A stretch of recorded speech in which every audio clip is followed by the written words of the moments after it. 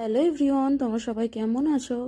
তো দেখো, সকালবেলা ঘুম থেকে উঠে পড়েছি এবং রেডি হয়ে স্নান টান করে একদম রেডি হয়ে গেছি। তো নিত্যদিনের কাজ বন্ধুরা, স্নান টান করে জামা কাপড়গুলো ছাদে নিয়ে চলে যাচ্ছি মিলতে। তো জামা কাপড়গুলো ছাদে নিয়ে চলে এসেছি, এখন জামা কাপড়গুলো সব মিলে দিচ্ছি।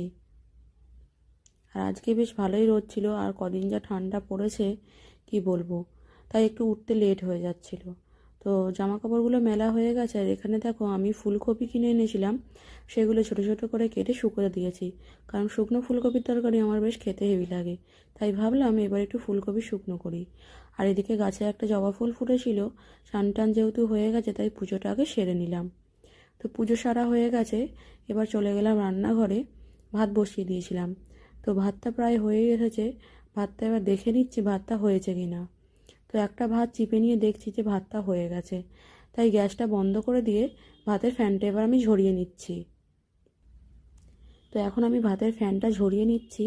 তো এবার যেতে হবে একটু বাজারে, তো রান্না বান্না কী করতে হবে সেটাই ভাবছি আর কি। যাই হোক, ভাবতে ভাবতে আমি এখন বাজারে চলে যাচ্ছি। তাহলে চলো বাজার থেকে ঘুরে আসি, তারপর কি রান্না বান্না হয় তোমাদের সাথে তখন আবার শেয়ার করব।